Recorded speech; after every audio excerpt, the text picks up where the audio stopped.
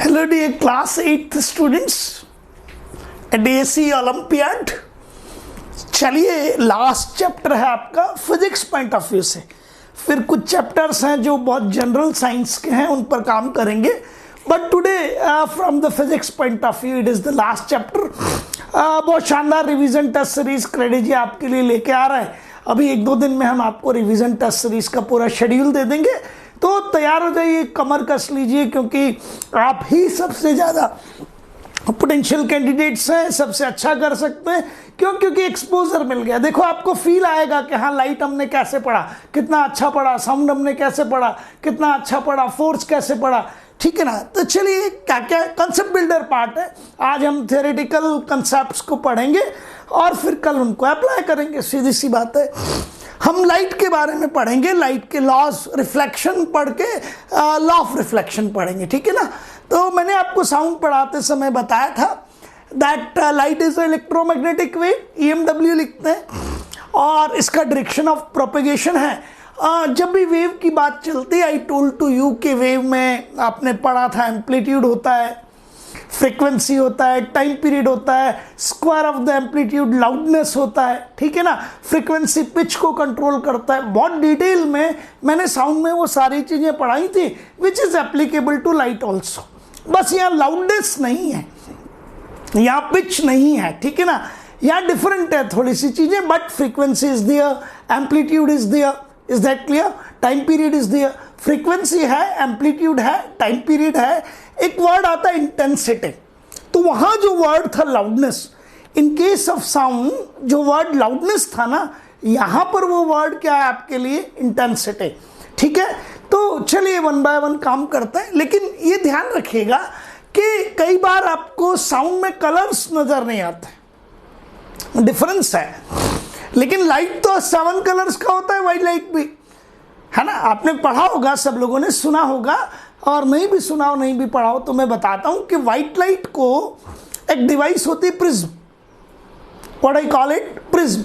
तो white light को यदि हम प्रिज्म से पास आउट करते हैं तो it get divided into 7 colours. VIBGYOR उनको कहते हैं, violet, indigo, blue, VIBG, green, yellow, orange, red, ये कलर्स हैं। Do you agree with me? तो लाइट में कलर्स होते हैं, और एक वर्ड यूज कर रहा हूं आपको, wavelength, what I am calling it as wavelength, wave का लेंथ। तो वेवलेंथ जब भी अलग अलग होगा, फ्रीक्वेंसी जब भी अलग अलग होगा, लाइट का कलर अलग अलग हो जाएगा। आपने कभी नोट किया हो बारिश के जब वर्षाकालीन ऋतु होती है, रेनी सीजन होता है, तो कई बार रेनबो फॉर्मेशन है। कई बार कुछ गाड़ियां जब जा रही होती हैं तो ऑयल गिर जाता है उनका, कुछ ड्रॉप्स ऑफ द ऑयल, उनमें आपको 7 कलर्स नजर आने लगते हैं। These all are because of 7 colours of white light. और व्हाइट लाइट के 7 कलर में डिवाइड होने वाले फिनोमिनन को आपकी बुक में लिखा हुआ है, ये NCERT एक्सक्लूसिव प्लस पे चल रहे हैं, तो ध्यान रखिएगा। तो जब भी व्हाइट लाइट अपने आप को किस में डिवाइड कर लेता है, 7 कलर्स में, this phenomenon is known as dispersion. क्या कहते हैं इसको हम? We call it as dispersion, DISPERSION। Additional knowledge है क्योंकि मैंने प्लस लिखा ना यहाँ, तो यार आज नहीं तो कल काम में आने वाला है, और आपने अभी से ही पढ़ लिया तो मजा आ जाएगा, कुछ अलग तो है नहीं। तो एक वर्ड तो यूज किया मैंने वेवलेंथ, एक वर्ड यूज किया dispersion. It is the breaking of, is that clear? आपके व्हाइट लाइट का किस फॉर्म में, 7 वेरियस कलर्स में ब्रेकआउट होना या डिवाइड होना, we call it as dispersion. Agreed? ठीक है। यहां लाइट को हम इन द फॉर्म ऑफ रे लेंगे। ये बताता है that this is the direction of propagation of light energy. ये लाइट है, what we call it as ray, light ray. एक एरो बना दीजिए, एग्रीड? अब ये मत सोचना कि एरो यहां लगाना है, कहीं पे भी लगा सकते, ठीक है। ये कहता है light is coming like this, light is coming like this, light is going like this, agreed? So I will represent the light in the form of ray and we will call it as light ray, ठीक है।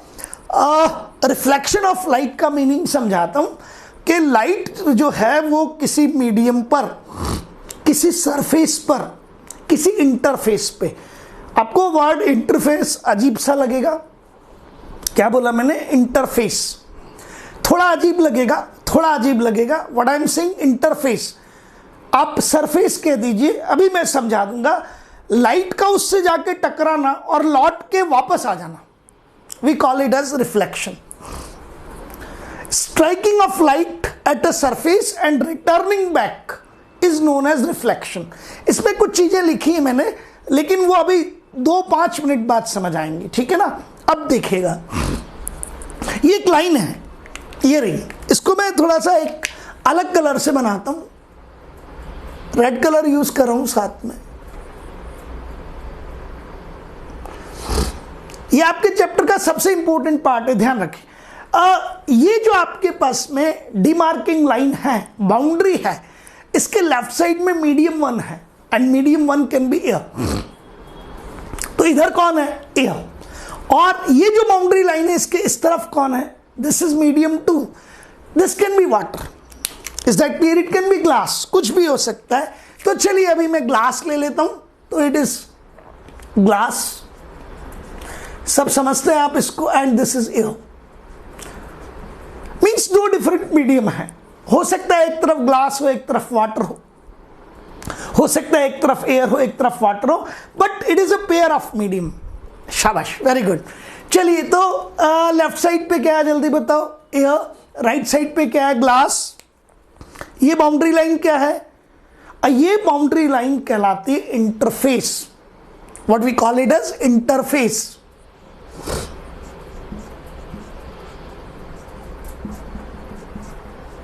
Agreed? It is simply a boundary line which divides 2 different mediums. हो गया ना easy यार word. तो अब क्या हुआ कि ये इंटरफेस है। इंटरफेस क्या है, it is a boundary line which divides 2 different mediums. On left of it there is air, on right of it there is glass. इसके लेफ्ट में क्या है जल्दी से बताओ, एयर है, और इसके राइट में क्या है, ग्लास। ध्यान से देखिएगा, ठीक है, मैंने एसी ऑन कर लिया, थोड़ा सा घुटन हो रहा था, ठीक है। तो आप कहेंगे मीडियम 1 कौन है, एयर, और मीडियम 2 कौन है, ग्लास, और ये इंटरफेस है। अब ये लाइट रे है, this is known to be as LR, लिख रहा हूं मैं इसको अभी, L/R, इसका मतलब हो गया लाइट रे। अब ये लाइट रे जाके क्या करता है, इस इंटरफेस पे इंसिडेंट होता है, जाके यूं टकराता है, और यहां टकराता है, जिसे हमने क्या कहा, we are calling it as point O। कहां जाके टकराया, O पे। O is known to be as point of incidence. O को क्या कहते हैं हम, we call it as point of incidence. आप समझ जाएंगे, what we call the O as point of incidence. तो लाइट रे आके कहां टकराया, पॉइंट O पर। हो सकता है कि ये लाइट रे मीडियम 1 से इंटरफेस को क्रॉस करता हुआ मीडियम 2 में एंटर कर जाता। हम हमारे घर से निकले और किसी दूसरे के घर में एंटर कर गए, फ्रेंड के घर में चले गए, पड़ोसियों के घर में चले गए, रिश्तेदारों के घर में चले गए। तो दिस लाइट रे, बी केयरफुल, दिस लाइट रे is coming from medium 1, medium 1 में से आ रहा है इंटरफेस पे। इंटरफेस क्या है, हाँ बोलिए, वो बाउंड्री लाइन है जो 2 डिफरेंट मीडियम्स को क्या करती है, बाइसेक्ट करती है या इंटरसेक्ट करती है। मींस ये बाउंड्री लाइन है जो डिवाइड करती है, that left side is medium 1, right side is medium 2, left side is air, right side is glass. समझ रहे हैं ना आप मेरी बात को, ठीक है। तो मेरे ये क्लियर हो गया कि सर ये लाइट रे हो सकता है मीडियम 2 से मीडियम 2 में, मीडियम 1 से चलता हुआ पॉइंट O पर स्ट्राइक करता। अब पॉइंट O का नाम क्या है, point of incidence. Point O का क्या नाम है, पॉइंट ऑफ इंसिडेंस, है ना। और स्ट्राइक करता हुआ आगे बढ़ जाता, तो हम कहते हैं it is going from medium 1 to medium 2, and we will not call it as reflection. हम इसे रिफ्लेक्शन नहीं कहते, कह भी नहीं सकते थे। क्यों, क्योंकि रिफ्लेक्शन कहता है striking of light at a surface. Surface means interface, interface means which divides the 2 media, striking of light at a surface and returning back in same medium. उसी मीडियम में हम रिटर्न बैक कर गए। तो ये light आया, strike किया, कौन से मीडियम से आया, एयर से, इंटरफेस पे टकराया, कौन से पॉइंट पे, ओ पे, और वापस इसी मीडियम में चला गया। This phenomenon is known as, we call it as reflection. It is known as reflection. Agreed? चलिए 2 केस और पढ़ाता हूं। ये एनसीईआरटी में दिए हुए नहीं है आपके कुछ भी, पर पढ़िए। लाइट रे आया मीडियम 1 से। मीडियम 1 कैन बी एनीथिंग, कुछ भी हो सकता है। It can be air, it can be glass, it can be anything. ये लाइट रे है, ये मीडियम 1 में है, ये पाथ है इसका, ये पाथ है। ये मीडियम 1 से मीडियम 2 में एंटर कर गया, और एंटर करके अपना ये ओरिजिनल पाथ है इसको लीव आउट कर गया, जाना इधर चाहिए था, ये डायरेक्शन था। Is that clear? तो अपने ओरिजिनल पाथ से डेविएट हो गया और इस डायरेक्शन में चला गया। Means it is striking at point O. O को क्या कहोगे? Point of incidence. लेकिन क्या आपका लाइट रे मीडियम 1 से आके वापस मीडियम 1 में गया? यहां तो मीडियम 1 से आके टकरा कर वापस मीडियम 1 में गया था, यहां आया, टकराया, लेकिन लौट के मीडियम 1 में नहीं गया। इसका मतलब रिफ्लेक्शन नहीं है। टकराया, मीडियम 1 से आके टकराया, इंटरफेस पे टकराया, ये रहा इंटरफेस, रेड कलर से कर देते इसको।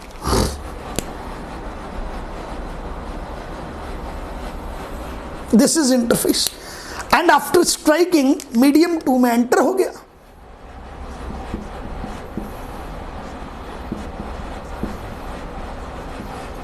मीडियम 2 में एंटर हो गया, तो it is not returning back. ये जो फिनोमिनन है, we will not call it as reflection, इसको रिफ्लेक्शन नहीं कहते। इस फिनोमिनन का भी एक नाम है, इसे हम रिफ्रैक्शन कहते हैं। क्या कहते हैं? रिफ्रैक्शन। लेकिन वो अभी आपको नहीं पढ़ना है, बट मालूम तो होना चाहिए। तो लाइट क्या कर सकता है? एक मीडियम से दूसरे मीडियम में ट्रैवल करता है और थोड़ा अपने पाथ से डेविएट होता है। This phenomenon is known as, क्या कहते हैं इसको हम? रिफ्रैक्शन।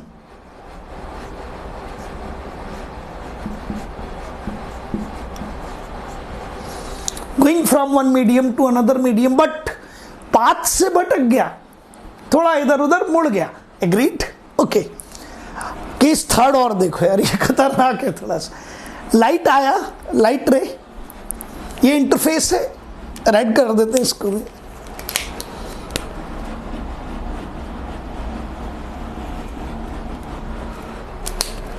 लिख देते हैं इंटरफेस।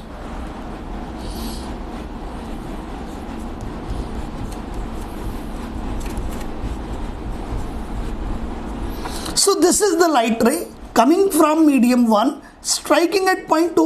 अब पता नहीं यार, लाइट रे ना तो मीडियम 2 में गई, दिखाई नहीं दे रही, महसूस नहीं हो रही, ना लौट के वापस मीडियम 1 में आई। यदि लौट के मीडियम 1 में आ जाता तो क्या कहते कि ये रिफ्लेक्शन है। स्ट्राइक करके लौट के वापस उसी मीडियम में आ जाता तो क्या कहते हैं? That it is a reflection. यही कहते हैं ना कि रिफ्लेक्शन है। लेकिन आया और दूसरे मीडियम में चला जाता तो क्या कहते हैं? कि रिफ्रैक्शन है। अब यहां पूछूं तो हम suppose we are talking about to light ray. Light ray, where are you coming back in same medium? जवाब आता है no. Are you going from medium 1 to medium 2? No.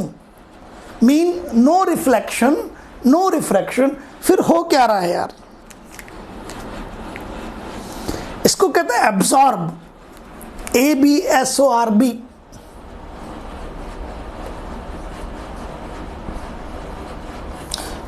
Absorb हो गया मींस लाइट की जो एनर्जी थी उसको इस इंटरफेस ने अपने आप में क्या कर लिया? एब्सॉर्ब कर लिया। Is that clear? कई बार आप एक वुड ले लीजिए, रफ वुड लीजिए, और रफ वुड पर आप टॉर्च से लाइट डालिए।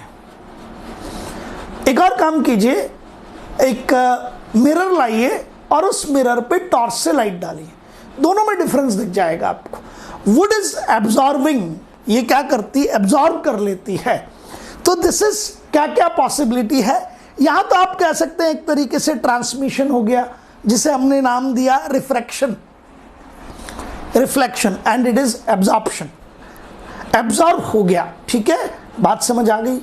अब ये अभी हमें नहीं पढ़ना है, ये भी नहीं पढ़ना है, पढ़ना क्या है, दैट इज रिफ्लेक्शन। बहुत अच्छा टॉपिक है, बहुत इंपॉर्टेंट है। आगे चल के रे ऑप्टिक्स के नाम से हायर क्लासेस में 1.5 महीने तक पढ़ाया जाता है, 1.5 month.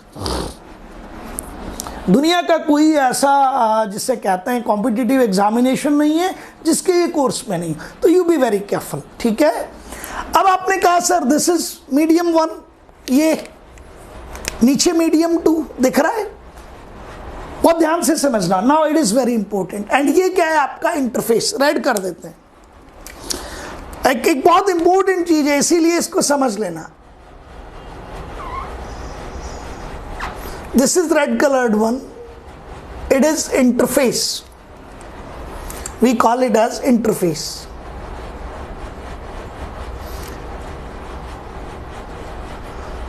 We call it as O, that is point of incidence. O is point of incidence.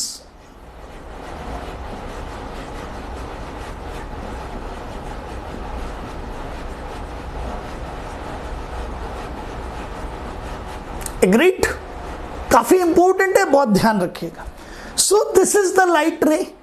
अब बच्चा सोचेगा सर आपने यहां तो LR लिखा था, यहां भी LR लिखा था, यहां भी, यहां आपने LR की जगह IR कर दिया और इधर RR कर दिया। अभी बताता हूं।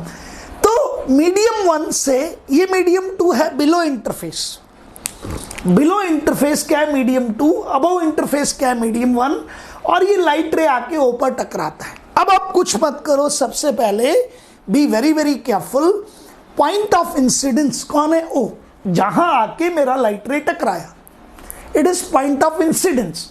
जहां आके मेरा लाइट रे टकराया, उस पॉइंट ऑफ इंसिडेंस से पास आउट होने वाला एक परपेंडिकुलर ड्रॉ करो। परपेंडिकुलर समझते हैं आप सब लोग, ये कौन है, इंटरफेस। इंटरफेस पे परपेंडिकुलर, तो इंटरफेस से कितना एंगल बनना चाहिए, 90 डिग्री। अभी मैं बताता हूं। तो ये तो हो गया आपका इंटरफेस, ये रहा, और ये हो गया आपका एक परपेंडिकुलर। यदि यहां से यहां तक का एंगल देखेंगे, अभी बना के बताता हूं, ये एंगल 90 डिग्री है, ये पूरा। अभी मिटा देते हैं इसको, यहां शो कर रहा हूं आपको। This is interface, red colour is interface, और ब्लू कलर में मैंने आपके सामने perpendicular to the interface passing through point O। Red colour is interface, blue line, ये एंगल कितना है, 90 डिग्री है ना, है या नहीं बोलो, और ये 90 डिग्री, तो ये भी 90 डिग्री, क्योंकि स्ट्रेट लाइन पे एंगल कितना होता है, 180। तो ये जो आपका ब्लू लाइन दिख रहा है, ये ब्लू लाइन है कौन सर, ये O से पास आउट होने वाला एक परपेंडिकुलर है, किस पर, इंटरफेस पर। तो इंटरफेस पर पॉइंट ऑफ इंसिडेंस से पास आउट होने वाला एक परपेंडिकुलर बनाइए। आई एम रिपीटिंग इट, क्या करना है, I am repeating it. Interface पर एक परपेंडिकुलर है जो कहां से पास आउट होता है, जो पॉइंट ऑफ इंसिडेंस से पास आउट होता है। पॉइंट ऑफ इंसिडेंस O से पास आउट होने वाला एक परपेंडिकुलर किस पर, इंटरफेस पे। Is that clear? तो blue colour is known as, इस लाइन को क्या कहते हैं, we call it as normal, NORMAL। सुनना, normal means a perpendicular onto the interface which passes through the point of incidence। ये बहुत इंपॉर्टेंट है, ये बहुत इंपॉर्टेंट है। Normal is a perpendicular onto the interface, normal is a perpendicular to interface passing through point of incidence। Point of incidence क्या है, जहां आपका रे स्ट्राइक करता है आके, आप कुछ मत करिए, ये जो रे है ये ऊपर टकराया और टकरा के रिफ्लेक्ट हुआ, द फिनोमिनन इज रिफ्लेक्शन, और वापस मीडियम 1 में चला। आया किससे था? आया था मीडियम 1 से, चला गया कहां? उसी मीडियम में दोबारा, going back, returning back, going back, returning back. तो ये जो आपके पास लाइट आ रहा था, we call it as incident ray. What we call it as? I R का मीनिंग क्या है यहां पे? तो आप लिखोगे I oblique R, it is incident रे।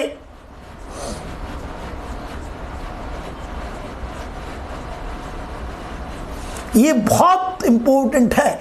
और आर ऑब्लिक आर का मतलब एक तरफ तो रे और ऊपर का आर रिफ्लेक्टेड रे,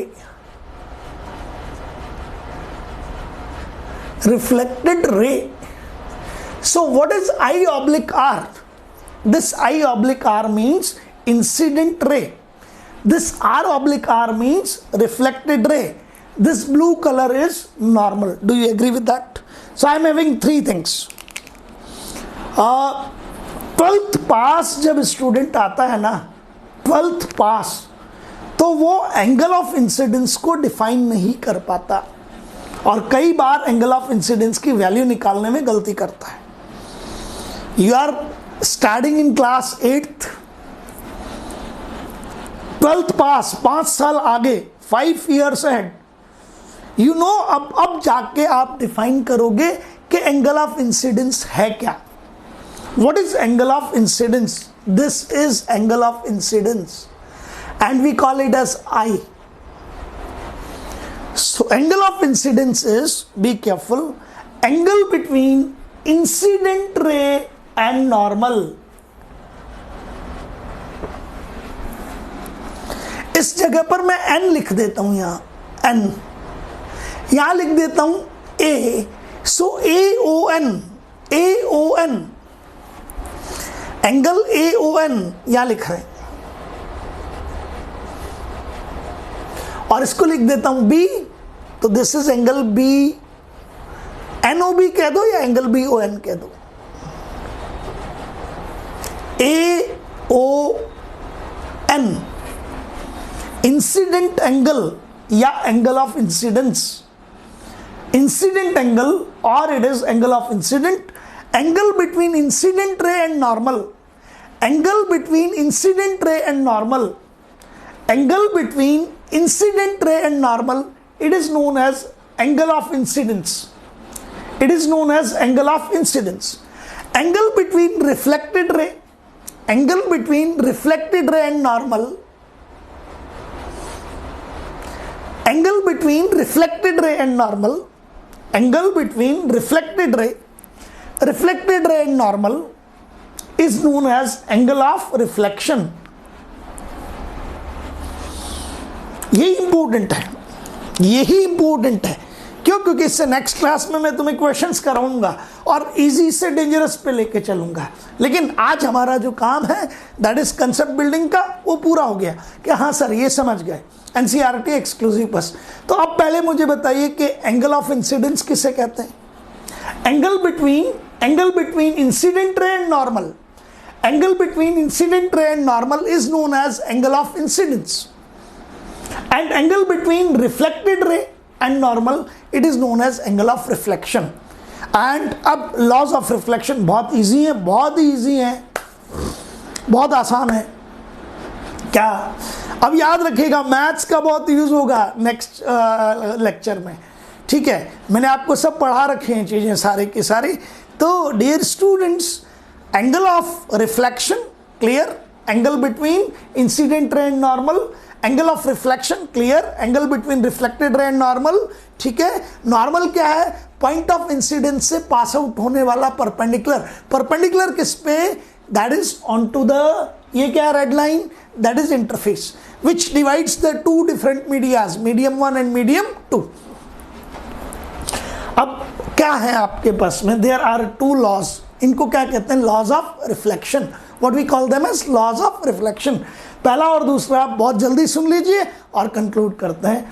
फर्स्ट लॉ ऑफ रिफ्लेक्शन कहता है फर्स्ट लॉ ऑफ रिफ्लेक्शन कहता है। फिर हम नेक्स्ट टर्न पे इसके क्वेश्चंस करेंगे that angle of incidence is always equals to angle of reflection.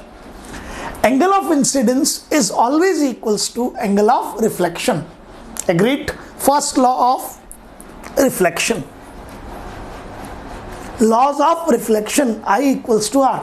First law, laws of reflection, first law, that angle I is equals to angle R, angle I is equals to angle R. Angle I is what? Angle of incidence. Angle R is what? Angle of reflection.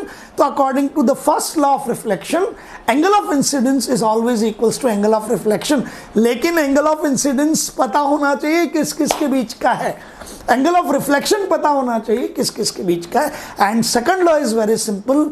आप इस समय board के plane में हैं तो incident ray भी board पर, आपकी रिफ्लेक्टेड रे भी बोर्ड पर और नॉर्मल भी बोर्ड पर। तो हम कहते हैं that second law of reflection कहता है, चाहे यहां देखें चाहे यहां देखें, second law of reflection that incident ray, reflected ray and normal are in the same plane.